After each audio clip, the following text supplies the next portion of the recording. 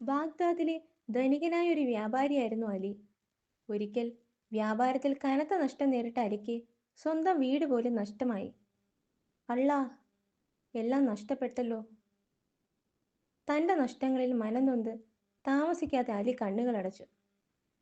അദ്ദേഹത്തിൻ്റെ മകനായിരുന്നു യുവാവായ യാസിർ.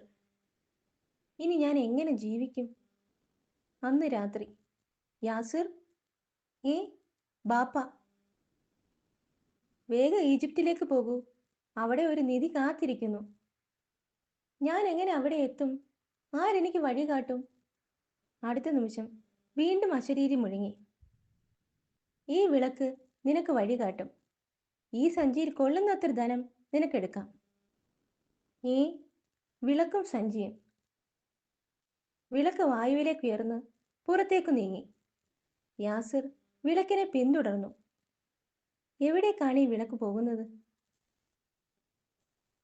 ഒടുവിൽ, അയ്യോ, വിളക്ക് കെട്ടല്ലോ, ഇനി എന്തു ചെയ്യും? പെട്ടെന്ന്, ചാരൻ, പിടിക്കവനെ. അല്ല, ഞാൻ നിധി തേടി വന്നതാ. നിധിയോ? ഹ ഹ ഹ. ഹും, നടക്ക്. ഭടന്മാർ യാസിറിനെ ജയിലിൽ അടച്ചു. കുടുങ്ങി. എങ്ങനെ രക്ഷപ്പെടും? ഹും, ഇത് കഴിച്ചോ. 2 തുണ്ട് റൊട്ടി. പാവം. ദാ, നീ കൂടി വിശപ്പടക്ക്. പെട്ടെന്ന്, ഏ ശിശ്. അടുത്ത നിമിഷം എലിക്കുഞ്ഞൊരു ജിന്നായി മാറി. ഹ ഹ ഹ ഹ. അല്ലാ. നല്ലവനായ യാസിർ, നീ നിരപരാധിയാണെന്ന് എനിക്കറിയാം. എൻ്റെ പിന്നാലെ പോന്നോളൂ. ജിന്ന് ജയിലിൻ്റെ അരികിലുള്ള ഒരു തുരങ്കം തുറന്നു. തുരങ്കത്തിലൂടെ അവർ മുന്നോട്ട് പോയി. എങ്ങോട്ടാണ് ഈ യാത്ര? ഒടുവിൽ, അല്ലാ, രക്തമലയോ? ഹ ഹ ഹ. യാസിർ, നിനക്ക് ആവശ്യമുള്ളത് എടുത്തോളൂ. യാസിർ അച്ഛൻ്റെ വാക്കുകൾ ഓർത്തു. അവൻ കയ്യിൽ കരുതിയിരുന്ന സഞ്ചിയിൽ കൊള്ളുന്നത്ര മാത്രം എടുത്തു. ഇനി എന്നെ പോകാൻ അനുവദിക്കൂ.